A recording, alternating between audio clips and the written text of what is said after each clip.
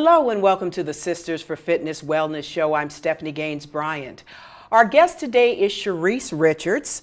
She's an author, a speaker, a community leader, an entrepreneur, and also a wellness coach. So you have a lot of different jobs, Chereace. I do. It keeps me busy, right?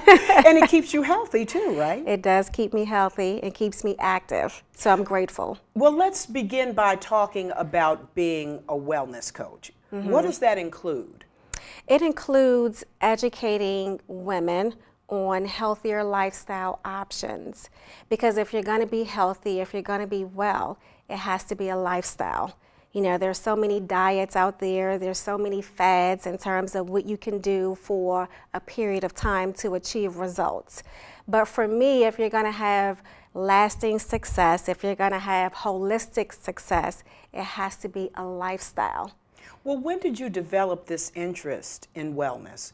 Where were you before this all took place? Yeah, so growing up and going through high school, I was not that athletic type. And I can remember a time where graduating from college, my dad, who was in the Air Force, he wanted me to go into the Air Force. And after college, I could have gone in as an officer. And I remember being so fearful of boot camp. Like there's no way I could go through that physical training because I had never worked out. But it wasn't until right around 1999 when I met my husband, and he was a runner. And I said, well, guess what? If I'm going to keep up with him, I'm going to have to start running. So, thank goodness for good husbands. Right. So I got passionate about running. I ran my first marathon in 1999, fell in love with it because of the physical challenge and the mental challenge. I learned so much about myself that I wanted to do it again. So I was crazy enough to run another 26.2 miles. But I loved the feeling that I felt. I loved the growth that I was able to achieve. Again, not just physically, because physically I was in the best shape of my life. Physically, I was able to lose weight, but mentally I was able to really see what I could do when I put my mind to it and pushed myself every single day. You know, a lot of people think of running, because I love to run as well. A lot of people think of running as like a moving meditation. It's a time that a lot of people take to think, to kind of work out problems, along with getting into good physical shape. I agree with that so much because I get my best ideas when I'm running. One of my favorite things to do after I drop my son off now in the morning is to drive down to Gaines-Bryant in Washington, D.C. and just run out of the park through the national monuments, around just the grounds of our national mall, and it is so peaceful. I'm by myself, I'm in nature, or with nature, and I'm just able to think and reflect. And, you know, being a busy mom with 2 boys and a husband, I always like to say I got 3 boys. He hates when I say that, but it's like my time. You know, and I think in the busy world that we're in, as busy women, we're always competing for our time. And so that allows me to have it. Now, you have a organization called 21st Century Women. What made you want to get involved in making sure that not only you're healthy, but that the women around you get healthy as well? Yeah, once I got into business for myself, what I realized was that there was a growth process that I had to go through. And some parts of the journey I went through it by myself, and during other parts of the journey I went through it with a community. And what I realized was that when I was connected to the community is when I was able to get the support and the accountability. And yeah, there's times where you have to go solo and it's important. But what I found is that when I was connected to other women that understood where I was and where I was going through, and I was able to get the support that I needed from that sister girlfriend that was with me along the journey, I was able to feel like I was not alone and I wasn't the only one going through it. Well, what's the mission of the organization? The mission really is to help women to discover their God-given purpose. We all have a purpose out here. And to really connect and collaborate with other women that can help you along the way. Again, so many women feel like they're the only ones going through what they're going through. They're the only ones that have, children that may not be, doing what they want them to do, or they may be the only ones that feel defeated and have a lack of clarity. But something magical happens when you connect with other women, because you realize, you know what, I'm not by myself. And you get that burst of energy to continue to push forward. Because I firmly believe that where you are is where you're supposed to be. And one new idea from one person that's been where you are and has gotten past it can be enough to take you to the next level. Was there a defining moment for you? Was there a moment that brought you to this, a particular incident, for example? Yeah, there's several defining moments, right? When I started in business for myself in 2006, having been in corporate America for 20 years and thinking that that was going to be my course, what I did, my career, and I was laid off in 2002. And that layoff in 2002, Stephanie, was really a wake-up call. Because what it did for me was awaken me to things that I'd said I wanted to do growing up. Like, I'd never seen myself working for 40 years on a job only to retire to 40% of my income. Like, my mom did it and she worked hard and she set a great example for us. But I knew I wanted more. However, that was the journey that I was on. That was the path I was on. And so when I did get laid off, and it wasn't as easy to find a job, even though I had a master's degree in IT, I was able to really reflect and think about, what is it that you want? And from that experience, what I realized was that life doesn't happen to you, it happens for you. What gave you the courage to say, I can make it on my own? I don't need to go to work for another corporation. I can do this. So that was a process too. So I started my business in 2006, and what I did not realize about starting as an entrepreneur was that it was going to take me on this journey of spiritual development, personal development, as well as professional development. And I remember being immersed in this world that I'd never knew existed before. A world full of entrepreneurs that was having fun, traveling, making great money, just living the life. And here I was, like, working in a cube, thinking that that was the life, but there was another way.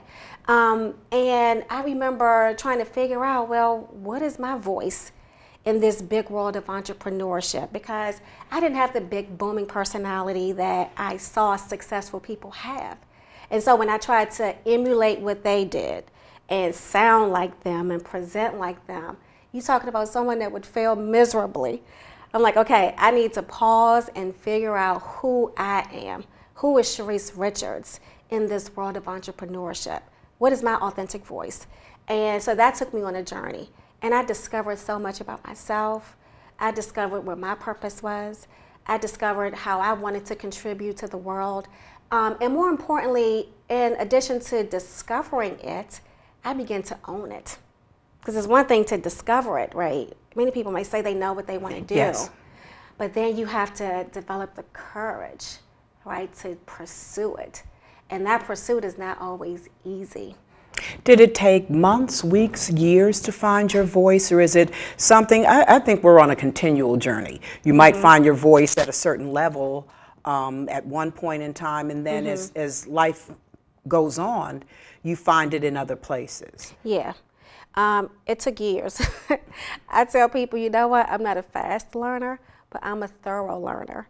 And when I get it, I got it. And that's just my nature, to learn and to study. I became a student. I still am. So it took me years to figure it out. I would try something, it didn't work. I would try something else. I was committed to the process. And I wouldn't let a failure or a setback define the journey, because I looked at failures as opportunities to learn. Now, it looks like you've brought a lot of other women into the journey with you. What do you see as one of the major issues that women, especially African American women, are dealing with today? A lot of things. But one thing is this feeling of you can do it all by yourself. Yes. The Superwoman syndrome. The Superwoman syndrome, right? And there's a lot that we have to deal with. And there's a lot of pressure to be the perfect mom and to have the perfect household and to raise kids that, you know, do the right thing all the time, right? We have these unrealistic expectations of perfection. And that is draining, it is stressful, it is overwhelming. Especially when we look at TV and we see these people who appear to have perfect lives, the housewives of this place or that place. We just see these perfect lives and we think we need to be these other people when all you can ever really be is yourself. That's all you can be. So you have images that we see on TV, the different shows.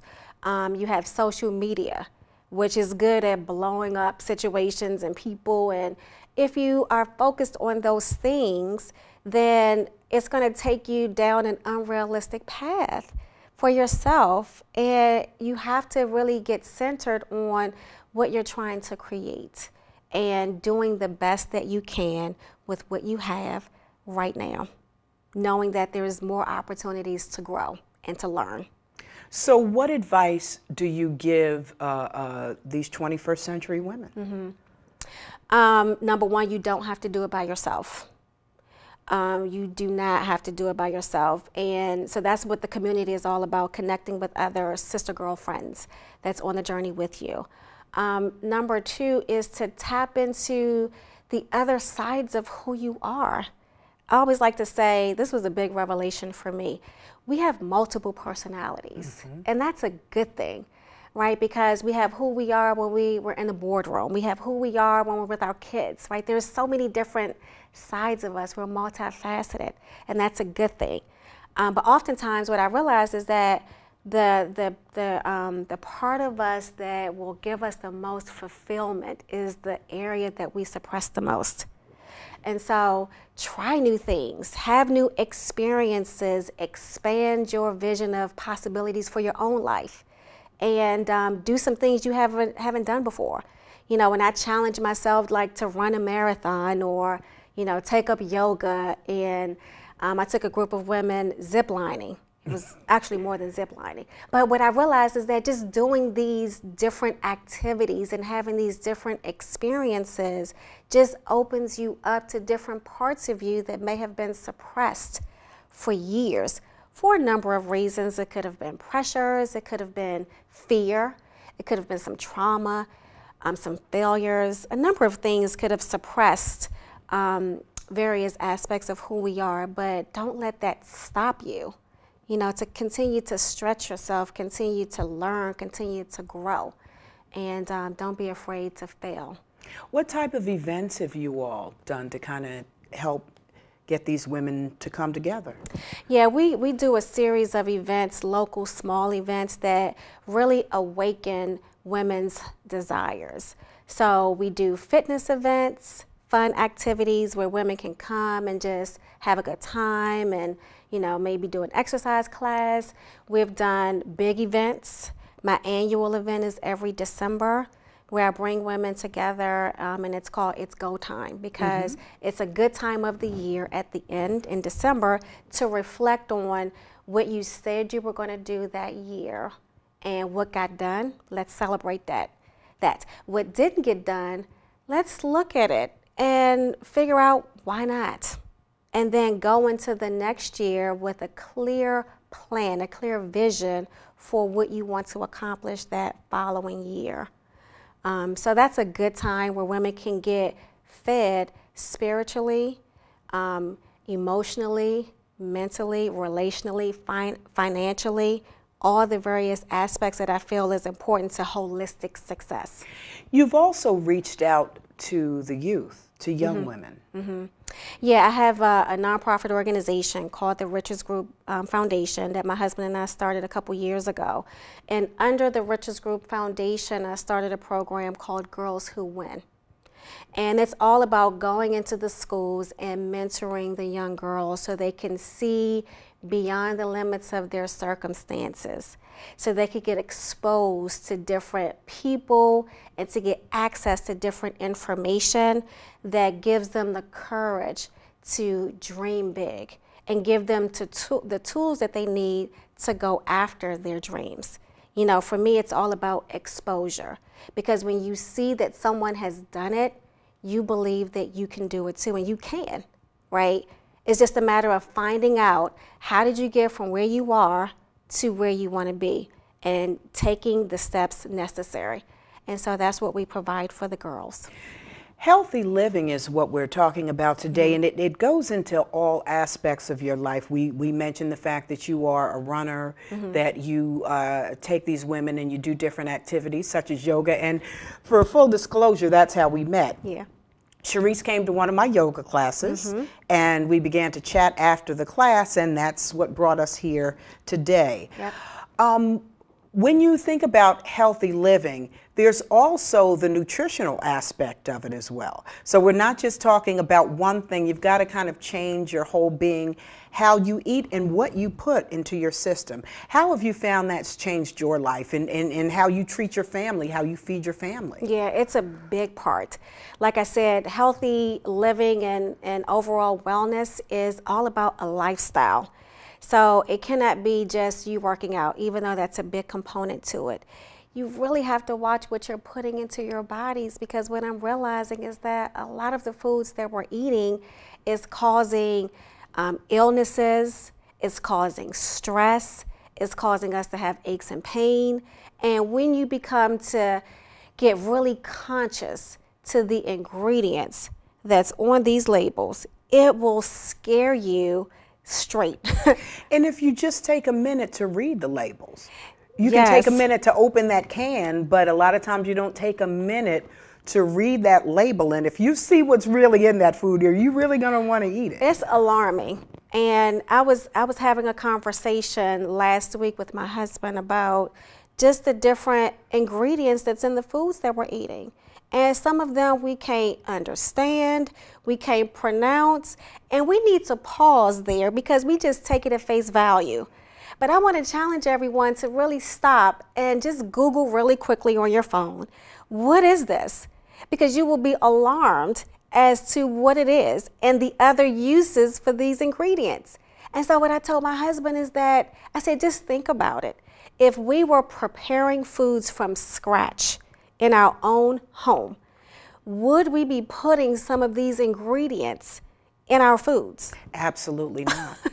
Exactly. So why are we just going to take what somebody else just blindly, puts on a shelf and just eat it? We have to become more conscious. We have to become more educated and informed. And that education and information will help us to make better choices. And that information can also help us pass it on to the kids. Absolutely. If they see we're doing the right things, they're gonna want to do the right things too. And we were sharing off air how when you're trying to get your kids to eat healthy, I have 3 who kind of try some things. I have 1 who does not want to try. Okay. And so you have to, it's a balancing act. How do you get them to eat healthy yet enjoy what they're eating? Yeah, it's a process. It really is a process because I deal with that too. I have one son that will try it. I have my oldest son who's like, no way, no how. And then I have my husband that's in the middle, probably influencing my kids. But it's all good, we have a lot of fun doing it. But, it really is a process. And so I don't want to shock the kids. I don't want them to go cold turkey. So everything in moderation, and just begin to incorporate healthier options into their daily meals and to have these conversations with them as well. My kids want to do great things. They want to play ball and they want to do well in school.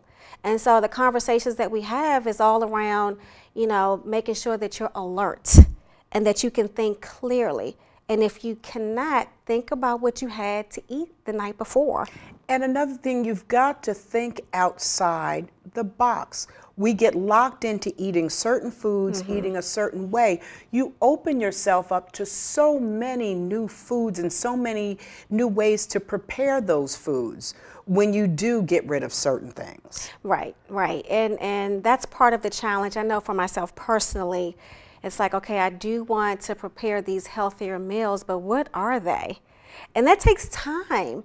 And just like we commit to anything else in our lives, we have to commit to researching what the healthier meal choices are. And then once we find out, make the list, go to the grocery store and get the ingredients and then prepare the meals. It's going to take more time, but we make time for everything else. We just have to make time for this, and it has to be a priority. Our health has to be a priority. Indeed it does. Now, you wrote about health and wellness in a book. Can you tell us about that, the name of the book? Yeah, the book is Faith Focused Action, The Journey to Becoming Who You Are. And it's a reflection on my life lessons, not my story per se, but the lessons that I went through along the journey to going from a corporate employee, federal government worker, to an entrepreneur. That was the journey to becoming who I was. And so I talk about the holistic aspect of success, because it really is mind, body, spirit. And so, the faith is all about the belief, the spirit, right? Believing that you do have a purpose, you do have a unique contribution to the world, that only you can do it, right? And people are waiting on your gift, right? So I talk about how I develop my belief in myself. And then I talk about the importance of focus, right? Having that plan so that you know exactly what that bullseye is, and you're taking steps towards the bullseye. And anything that's outside of that, it has no place in what you do. And then I talk about action, how important it is to come up with a massive action plan. And so when you read the book, I give women an opportunity to journal their own experiences. When you read a book, there's things that's coming up for you in your own life that you need to think about, process, and deal with. And so I give you pages to journal your own experiences and thoughts so that you can start putting together your own massive action plan. But at the end of the day, what I tell women is that you need faith, you need focus, and you need action. When you think about, if you take any of those components out, like if you say, well, I'm taking action, but you don't believe, it's not going to happen. Or I believe, but you're not taking action. You're not taking steps. Right. When you look at your life, when you look at the journey, all of the things you've done, that leap you made from the corporate world into having your own business, what would you say the meaning of happiness is for you? Happiness is all about contentment and fulfillment in who I am and what I'm doing every single day that is adding value to someone else's life. A long time ago, I thought it was all about material possessions. I thought it was all about the bag or the shoes or what I wore. And what I realized is that those things don't even matter. What matters is making a contribution, a lasting contribution into someone else's life, adding value, giving them a piece of information, or giving them access to a resource that I've used that's made a difference in my life that can make a difference in their life. And so, and then, helping my kids make good choices. As a mom, that stresses me out every day, but being able to really be available to my kids and being that supportive wife to what my husband wants. For me, it's about experiences, and experiences and moments are created with people, not stuff. And what we do as women, we give.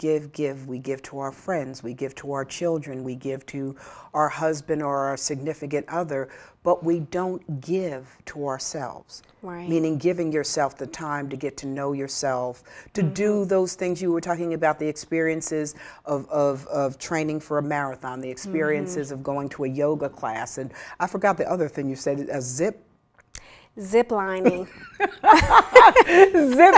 Zip line. It's crazy, but that's so important, because if our cup is empty, then we cannot pour into someone else's.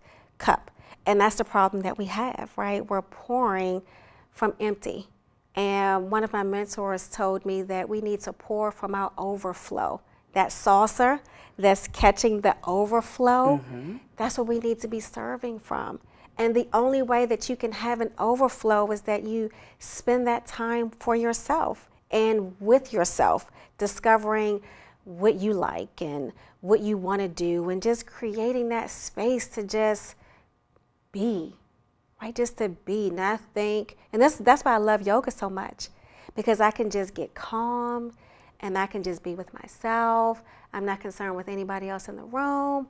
I'm just focused on just moving through the movements. And so I encourage women to have that time. And you may think you have no time. I was like that too. When I started, to make the time. It has to be a priority. Just like your health has to be a priority, your personal time with yourself has to be a priority. And especially as women, we will make time to get the hair and the nails done, but we won't make that time to go inside. Right. And let me tell you, my schedule is set up to where I wake up between 5 and 5:15 in the morning, and I have my quiet time with myself. You need it. I need it. If I do not have it because I'm tired, I overslept, whatever the case is, I am so upset, like my whole day is off. So I commit that time with myself. I drop my son off at school, and then I go and work out. And so my day does not start until 10 o'clock. That is very good that you take that time to deal with you. In wrapping up the show today, I want to get the name of the book one more time and the name of your organization. Yes, so the book is Faith, Focus, Action, The Journey to Becoming Who You Are. And the name of the organization is the 21st Century Woman. And the 21st century woman, she moves, she eats the right things, and she knows herself spiritually. Absolutely. Have I gotten it right? Yes, you got it. You got it. That is her. We've been talking to Chereace Richards. She's an author, speaker, community leader, and entrepreneur, and a wellness coach. Thank you so much for joining us. Thank you for having me. You've been watching the Sisters for Fitness Wellness Show. I'm Stephanie Gaines-Bryant. Have a great day.